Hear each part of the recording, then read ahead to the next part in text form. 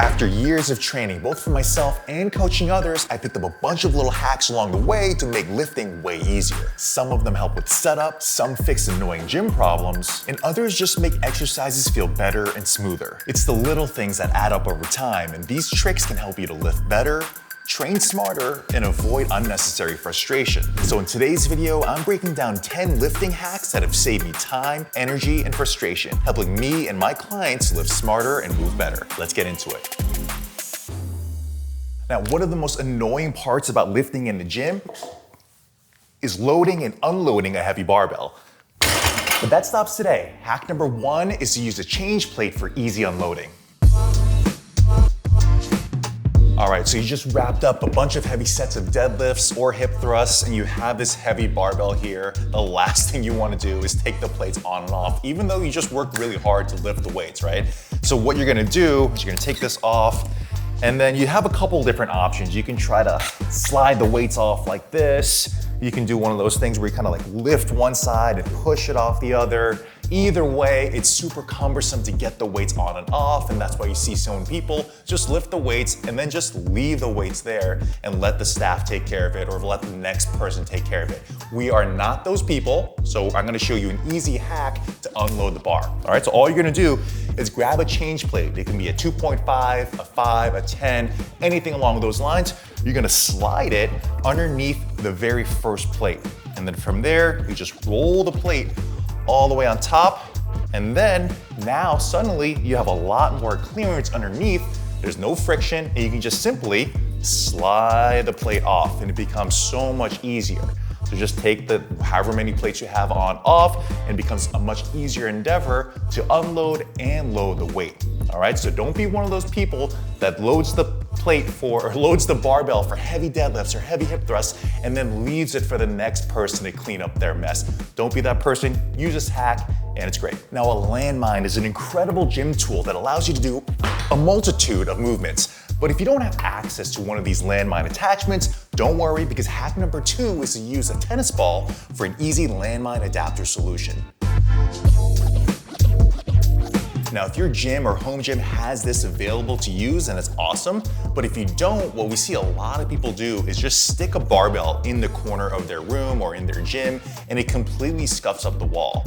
Or they'll bring over a towel and they'll plug that into the towel and then that into the corner, and then it messes up the towel as well.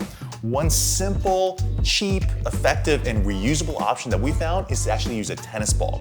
So what we do is we cut the tennis ball into 4 different quadrants like that, and then we can stretch it over onto the barbell. So let me show you how you can use this and how you can use it as an easy landmine adapter solution. So let me take this bar out of the landmine, and then I just simply slide it, well, maybe not that simple, simply slide it on the edge of the barbell. Now suddenly you have a really soft surface that you can plug into the corner of a wall or maybe into the corner of a squat rack, which I'll show you in a second. Once you find an available corner in your home gym or in your gym, now suddenly you have an easy landmine adapter solution. So from there you can just perform your presses, your push presses, landmine squats, what have you. But this is a really easy way to adapt things if you don't have access to a landmine attachment. Now, the hip thrust might actually be the most popular exercise on social media, and for good reason. But for a lot of people, getting set up with the bar on their thighs can actually be really difficult, which is why hack number 3, I've got bumper plates and a pad to help the hip thrusts work for you. Now, there isn't a lot of clearance from the bar to the floor, which makes it really difficult to slide the bar up onto your thighs and get into position, especially if the bench height is a little bit off. That's why I've got a couple bumper plates here set up that I can slide the bar onto. Now, you don't have to use bumper plates. You can use mats, you can use pads, you can use aerobic steps, anything to elevate the surface a little bit. But what you're gonna do is get the bar on top of that elevated surface. Now suddenly you have a lot more clearance to work with to get into position easier. All right, so let me just show you here. I get underneath the bar with way more clearance. I can just slide it in position much more freely. Then I get set up, get in position, and then I perform the lift. I'm gonna bring it back down. All right, so that's one way you can get a lot more clearance underneath the bar. But let's say another example is that the bench is often really high in commercial gyms. It's really high for hip thrust, so it makes it feel like you have to shimmy to get in position. One way you can kind of alleviate that is to use a pad. All right, so let's say this bench is really tall for me. I can use the pad to prop myself up a little bit and effectively make the bench a little bit shorter. That makes it so much easier for then me to get in position, get the bar into position, and then lift up and have the bench feel like an appropriate height.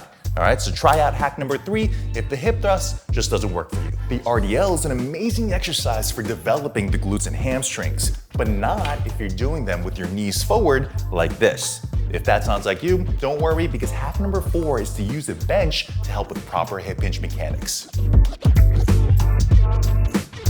Now, I've coached a lot of people over the years, and an RDL is a staple within our workouts. But the first thing that most people do when they learn the RDL is that they tend to lead with the knees. The knees come way far forward, and this makes it more of a quad movement rather than a posterior chain movement where we're involving the hamstrings and glutes. So to counteract that, what we've been doing is trying to get people next to a bench. So we set up here and we have their calves in contact with the bench. And then from there, we just teach them the same RDL mechanics by telling them to keep the calves on the bench as they go through their hip hinging movement. This encourages them to get their weight shifting backwards as they perform the RDL, and that really heavily targets the posterior chain. And so if I show that to you with the barbell, you'll see what I mean. So I lift up the bar, then I step back until my calves are in contact with the bench. And then from there, I keep contact with the bench as I hip hinge back, and this gives me a lot of posterior weight shift, which gets the glutes and hamstrings heavily involved. All right, which is why hack number 4 is a great way to teach hip hinge mechanics. If you're having difficulty securing a bar in your sweaty hands, one easy way to instantly boost your grip is to apply chalk to your hands. The only problem is that it's a little bit messy. So hack number 5 is for those of you who lift in a gym that doesn't allow traditional chalk. Now, nothing really beats traditional chalk when it comes to securing your grip onto a barbell, or even if you're a rock climber or a gymnast, traditional chalk is going to be the best. But already from just talking about it and rubbing on my hands, I've made a massive mess on the floor. A lot of gyms don't appreciate this, so if you don't want to alarm any gym managers or gym trainers, what you can do is grab some liquid chalk. Now, there's all sorts of versions that you can find online, but basically it's a liquefied form of chalk that when it dries, it actually applies a chalk-like effect onto your hand. So let me show you. All you need to do is shake it up, and then from there, I'll come a little closer, you can apply the solution onto your hands. So just a little bit goes a long way, and then from there, what I'll do is just rub the solution together, I'll dry it, perform some voodoo magic, Harry Potter, and then all of a sudden, you get a lot of chalk effect on your hands, and it really dries out your hands and makes gripping a lot easier without all of the mess. So try it out, get some liquid chalk or any other brand that you find online. It's gonna be really helpful for that reason. Now, the Bulgarian split squat is another amazingly effective and popular exercise, but a lot of people, when they first start doing them, they look like this. They can't get set up in the right position. Hack number 6 is gonna teach you a bottoms-up approach to help alleviate that problem. So this is an example of a top-up approach where you set up from the top and then you try to figure things out on the way down if you're not situated properly. And so most people, they'll set up, let's say, a little too far away, they'll come down, they'll lose balance, and then have to readjust. And then they'll slide their foot back, and then they come down, realize they're a little bit in too tight, and they have to push up again. And then it's just like this whole cat and mouse game where you're trying to find the perfect position and you're trying to figure it out as you're doing the motion. Instead, we recommend a bottoms up approach. All right, so what you're gonna do is get set up in the bottom position like this, and then get comfortable, confident, and sturdy here. Find the position that works best for you. So you're here, just experiment. Maybe this position feels good, maybe this position feels good. Either way, find a position that works for you, and then from there, just come up and then come down. Come up, come down. It's a much easier way to get into that process. Use a pad to cushion your knee, start from a bottoms up approach, and it'll feel so much better when you get set up for your next set of Bulgarian split squats. Moisture wicking shirts are great for sweat, but it can be difficult on bench presses because it feels like you're sliding back and forth. Hack number 7 is to use a band, which increases friction and helps stop sliding in its tracks. All right, now if you're bench pressing properly, as you're going through the motion, you're pushing back into the bench as you're pressing the bar up, and that leads to a really stable platform. But if you're really sweaty, you're going through a challenging workout, your moisture wicking shirt might slide you back as you're doing the bench press, which obviously isn't ideal. Now, a lot of powerlifters will actually counteract this by putting a bunch of chalk on the bench itself, but obviously that's a little bit messy for a lot of gyms, which might not allow that like we talked about earlier. So if that's the case for you, you can use a resistance band, all right? So a thick resistance band like this, and you can slide it on the bench and place it around it like this. Now, suddenly you have a lot more friction where you're gonna be less likely to slide back and forth as you do the bench press, all right? Now you can do 1 band, you can even do 2 bands side by side if you wanna create a little bit more tension on the surface of the bench. But let me show it to you now. You'll be here, you'll lay back on it, and as you go through the motion, as you push back, suddenly you're gonna feel the band, the friction of the band almost stop you from sliding backwards. And that's why it's hack number 7 for our series today. Now, the push-up is obviously one of the best upper body exercises ever. However, it can be pretty challenging on the wrists when you get in position. Hack number 8 involves dumbbells and kettlebells to help alleviate that wrist position. Now, most of us work in this sedentary posture, right? Where we're leaning forward and our hands are on the keyboard. And we're in this posture with our wrists for the majority of the day. Now, suddenly when you go to the gym and you're doing push-ups and you bend your wrist backwards like this with a lot of load on top of it, all of a sudden push-ups can feel really bothersome on your wrists. If that's you, don't worry about it. All you need to do is use kettlebells or dumbbells to help alleviate that position. So one way to do it is by using kettlebells, all right? Now what you'll notice automatically is instead of bending my wrist backwards to a really great degree, I can use the kettlebells like this and suddenly my wrists are sloping downwards a little bit more and relieves tension on your wrists. And then from here, I just come down into position and notice again, there's a lot less extension going on at the wrist, which makes it a lot more friendlier on my wrist position. The other thing that you can do is use dumbbells. So for that one, you can bring dumbbells over like this and treat them into more of like a neutral position and then grab onto them like you would normally and then get into position this way.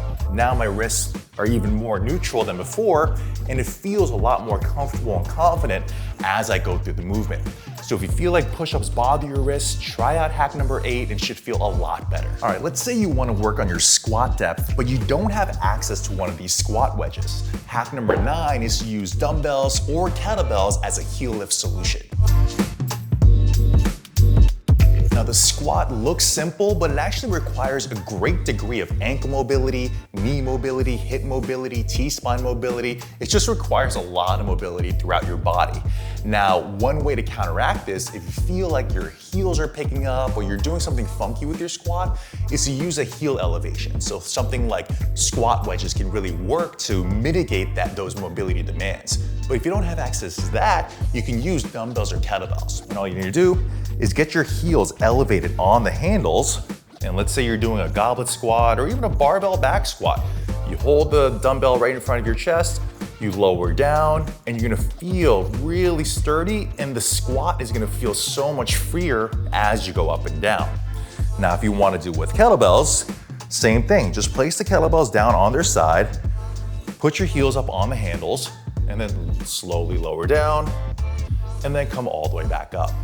These two will help to elevate your heel, reduce the mobility demands in your ankles, allows you to lean forward a little bit, which helps you to counterbalance back against the squat, which makes it so much friendlier as you go through the movement. All right, so that's hack number 9, an easier heel lift solution for your squats. Last but not least, the front squat is a fantastic total body lift, but it can be really cumbersome for a lot of people due to its mobility demands.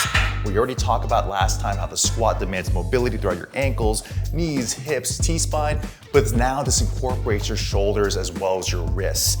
Hack number 10 is to use wrist wraps to alleviate those mobility demands.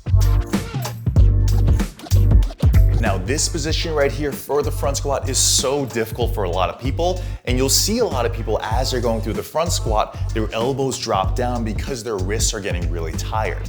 And so to counteract this, a lot of people will teach an arms cross grip with their arms are crossed like this, and they try to hold the bar in this position. Oftentimes this can feel a little bit unsteady because you're in such a precarious position. One thing that you can do is grab a pair of wrist straps and loop them around the bar. All right, so I'll do that on this side.